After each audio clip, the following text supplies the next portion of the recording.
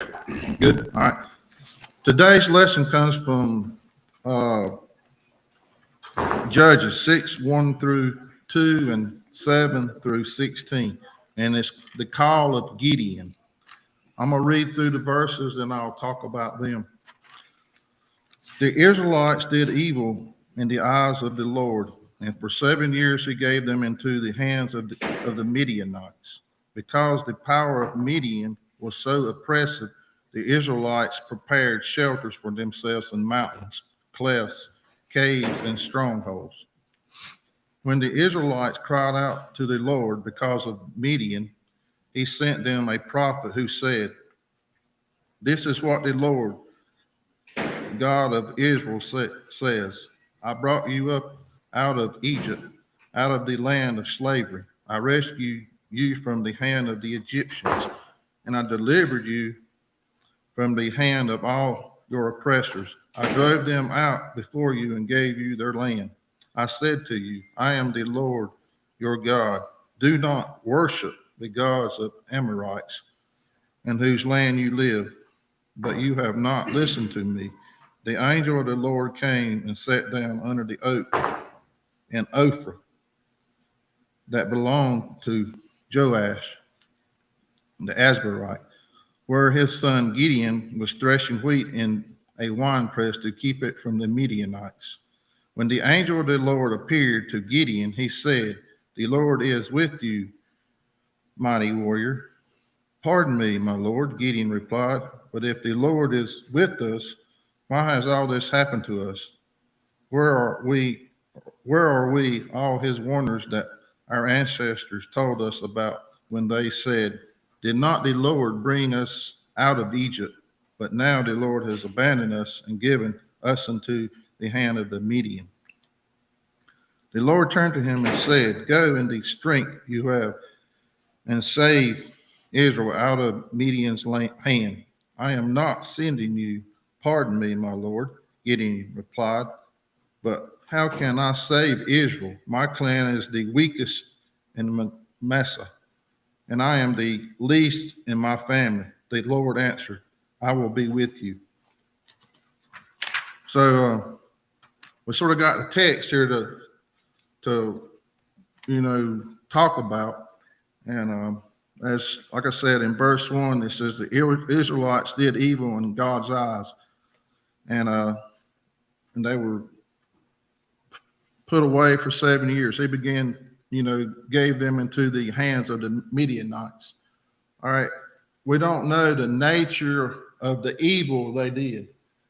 It does not say anything how bad or what they did. It just says they did evil things. And it says the length for their suffering is relatively short due to their depth of evil.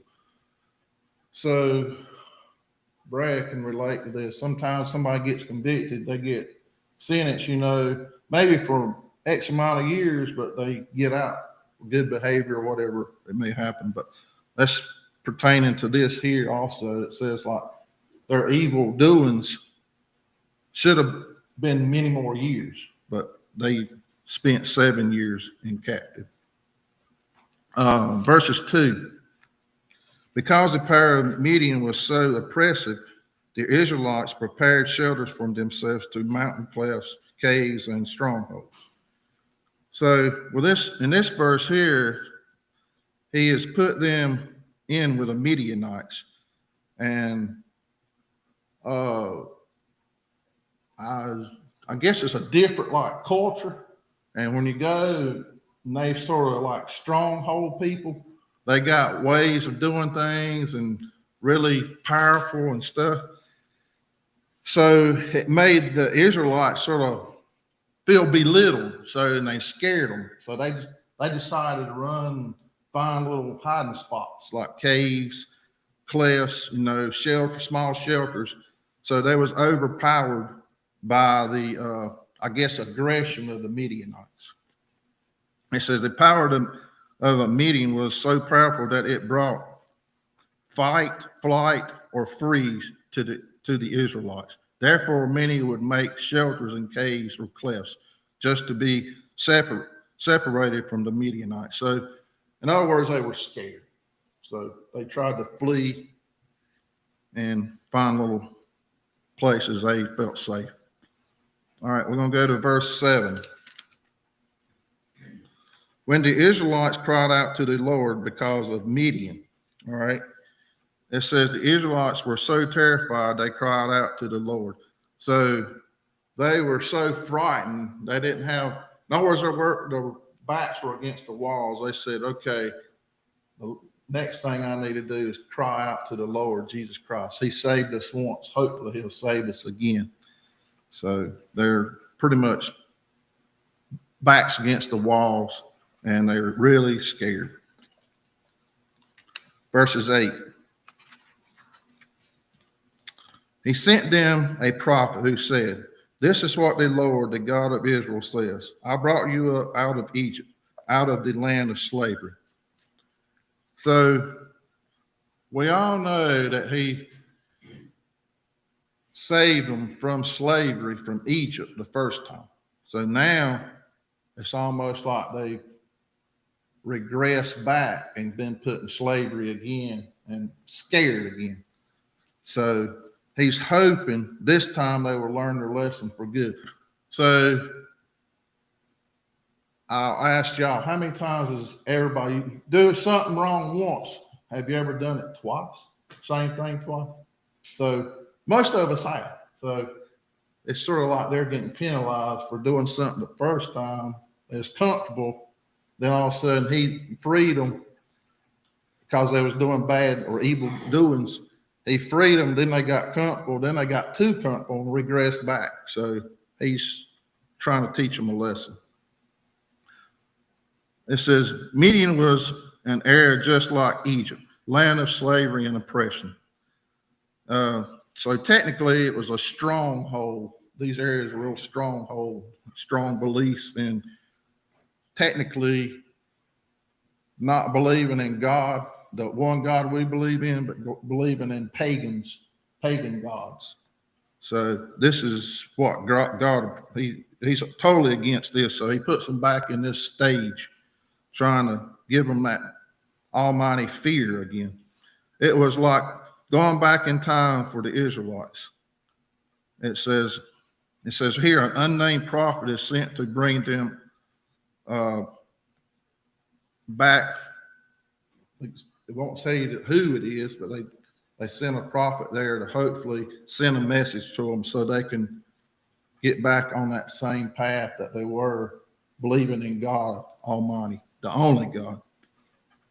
Verses 9. I rescued you from the hand of Egypt, or the Egyptians, and I delivered you from the hand of all your oppressors. I drove them out before you and gave you their land. It says here, the deliverance says two parts, Exodus and a settlement, God's gift of the land. So when he rescued them, he actually gave them the land to live on and to,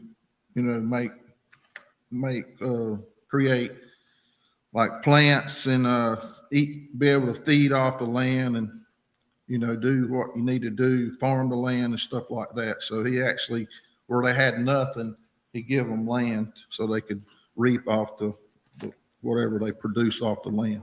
It says the appeal to the story of the settlement appears also in Amos. According to that prophet, God has driven out the pagan population in order to make possible to deliver people's place in their land. The Israelites, however, ultimately imitate the people they had displaced by engaging in idol worship, thereby disowning their Redeemer. So technically, they disown God and worship pagan gods. So they got off the beaten path. They should have stayed on the beaten path because they had it made, and they thought it was better. I always heard the old saying, grass is greener on the other side. That's technically what this boils down to. So, verses 10. I said to you, I am the Lord, your God. Do not worship the gods of the Amorites and those whose land you live, but you have not listened to me. So, all of us have kids, except for the younger ones. How many times you told your kid not to do something, or then all of a sudden they do the opposite, or try you? You know what I'm saying? So we all can relate to this. So it's one of those things. But I guess it's part. But I guess when we go back in time, we've done the same thing. So give and take. But he's trying to teach them a lesson. I am the God. I am the only God. Don't worship pagan gods. I'm giving you land. What else you want? Like I said one day, we could give every one of us a gold bar. Same shape, same size, same weight. Sooner or later, somebody will moan and groan about it. Oh, I got a scratch. That's Jerry said that day. I got a scratch or something. You know what I'm saying? That's just the way we are, the nature of us. So, 10. I said to you, I am the Lord your God. Do not worship the gods of the Amorites in whose land you live. Okay. So, like I said, he's trying to point out the message here. Do not worship pagan gods. It says many different cultures at the end with ites. So I didn't realize this, but it says most time any culture division that ends in ites mostly worship pagan gods. Now, I just caught that in here. Now I ain't gonna say all of them, but it says many in here. So the next time you read through the Bible and you see ites at the end of it, most of the time they're probably worshiping pagan gods. But I'm not saying all of them. It just says it don't say all. It says many. So just keep that in mind. This is one of the reasons God saves Israel and gives them the land. In God's eyes, he is the only God that we shall worship. Some cultural practices do not have our gods approved. In other words, they don't approve of the one and only God. They approve of many gods or pagan gods.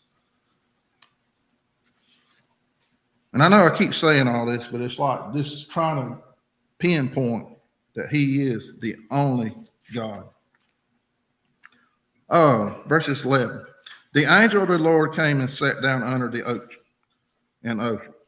Now, I've never been overseas, don't care to go overseas. But I never knew there was an oak tree over there. Because everything I see on TV is desert stuff, man.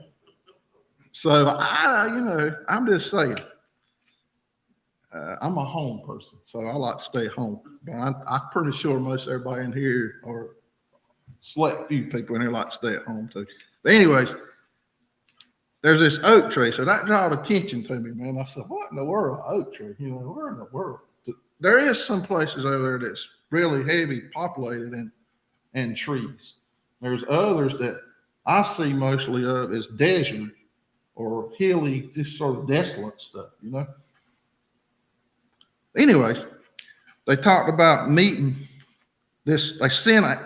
Jesus sends an angel to sit down with the people under this oak tree. And most time in here it says if you sit down under an oak tree, you're on break or you're at day's end, resting, finding a shade, getting away from the heat of the sun and whatever. So they sent this angel. It says, an heavenly angel was sent to deliver a message under a big oak tree. An oak tree was used for, it says here, a landmark or maybe a place for rest after a long day's work. So we can relate to that. The ones that work and stuff. This day and time, I don't step on no toes, but a lot of people don't want to work this day and time.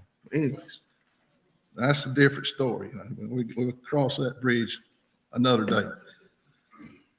So, 11b. That belonged to Joash the Asbarite, where his son Gideon was threshing wheat in a winepress to keep it from the Midianites. All right. So, I thought it was a little strange, threshing wheat in a wine press. But as I read through here, it says, the oak tree was a Joash's property, which would be given to Gideon, which is his son, which is, like I said, his son. Gideon was thrashing wheat in the wine press. So it was good that he was thrashing wheat in there, because wheat is normally a May, June type crop. So, and here it says wine is more of a fall crop.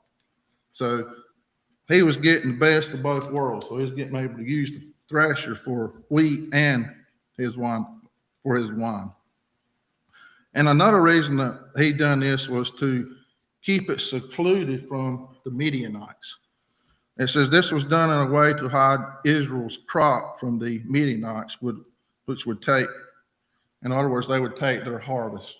And, you know, you go to work for something, let's say you go out here and you put in a long day's work, and you finally get paid for your dues. Then all of a sudden somebody, like, I have to watch what I say, somebody might work for the tax department.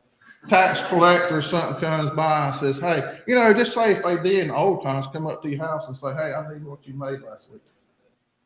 That's sort of like what they did. You done all the work, but they took the benefits of your work, which would make most of us mad this day and time. So I would, you know, because most people work hard for what they get or what they earn. All right, verses 12. When the angel of the Lord appeared to Gideon, he said, the Lord is with you, mighty warrior. So in this verse, we realize, now let me just read this. It's a whole lot easier for me to read and elaborate, put it in my terms. The heavenly messenger greeted Gideon, not on the basis of his past achievements, as far as we know, but as a foreshadowing of what he was to become, a mighty warrior. The statement that the Lord is with you is not a cliche. It occurs rather rarely in the Bible. The only other place the heavenly messenger uttered this phrase unconditionally is in Luke to Mary. The phrase was used presumptively by Nathan, the prophet. The longer conditional use of this phrase is found in Corinthians. And the Lord is with you when you are with him. You seek him, he will be found by you. But if you forsake him, he will forsake you. So there's a lot being said in here. Walk with Jesus, he will walk with you. Walk without Jesus, he'll still be there, but it's like he's going to punish you somehow. So more common is the assurance that God is with you. Combining the words of God and the Lord as such an assurance occurs elsewhere. So there's other places this occurs in the Bible. So walk with God this week. Hey, feel comfortable, you know. Don't go off the beaten path. Stay on the path that he paid for us. And it's hard to do because sometimes you get in these little detour things, you know. Let's go down this road, and it branches out 5 ways. We take the wrong path. So everybody does this. So let's try to stay on that path that he's paid for us. Verses 13. Pardon me, my Lord, Gideon replied, but if the Lord is with us, why has all this happened to us? Where are all his wonders that our ancestors told us about when they said, did not the Lord bring us up out of Egypt? But now the Lord has abandoned us and given us into the hand of Midian. In this verse 13, there's a lot going on here. So technically, and I'm just going to read what I wrote down. That way we can just stay on course here. Gideon was confused about the past experience. So we got to look at this. We don't know if he actually was born at the time when Jesus brought him out of slavery from Egypt. We don't know. So with that being said, let's just say my grandpa may have experienced something and He didn't elaborate, or he didn't tell me. So how do I know, how will I know a whole lot about that if I don't ask somebody or if they don't tell me? So a lot of times we got to elaborate to find out information. Therefore, in here, it seems like he knowed a little bit, but he didn't know enough to figure out why Jesus was going to pick him. So he was wanting more information. Why are you picking me? I'm the weakest of the family. I'm not a military person. I'm not politically, inclined anywhere. I'm just a farmer. So he was wondering why. But anyways, this is the reason he's asking these questions. It says Gideon was confused about the past experience and the experience he and his people are faced with today. He doesn't have any insight on what happened years ago. Therefore, he presents a question for Jesus. Moses encouraged the parents to teach their children about the experiences of deliverance. Gideon has trusted the message of his ancestors. Like I said, he heard it from his ancestors and stuff, just nits and bits about it. So at the time, however, he could not resolve the apparent disconnect between then and what is happening now. So we can all relate to that. So we understand that. If you don't have, well, I'm going to use this as an example. It's probably not a good example, but it'll be all right. We'll survive. It's like if I go to the hospital and I say, well, I need you to work on this, or, this patient here. I said, whoa, I have no clue what's going on. So it's like doing a different job that you don't know about. You got to have some insight on your job. You got to know what's going on. Hey, I'm going to the bank and I said, I need some money. I mean, we can go get money all day long, but you got to pay it back. You know what I'm saying? And there's loopholes. There's a lot of signing when you go get money. So anyways, everybody has a specific job. Hey, go hook up a telephone. You tell me to go hook it up. I might hook it up, but it probably wouldn't work.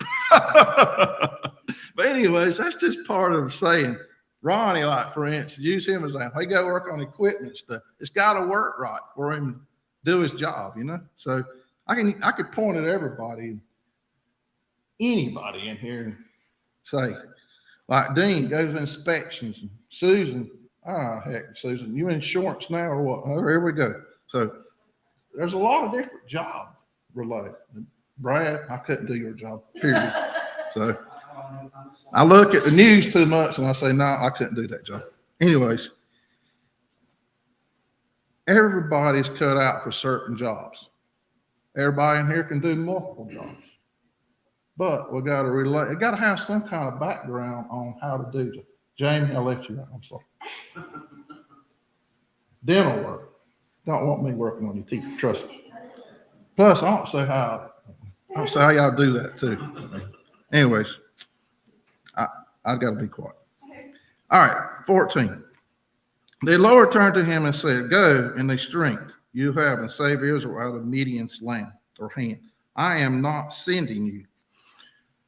Okay, it says here, Gideon's call to come to deliver bears similarities to those of Moses. So, and it's sort of ironic that I'm talking about this because I did have a lesson a couple of weeks ago that was about Moses, and I can relate to this now. So that goes to show you I have a little background history of what I read about, and it makes more sense to me now. So Daddy always told me, if you read, son, you'd know more. I said, Daddy, I'm out here doing stuff. I ain't got time to read.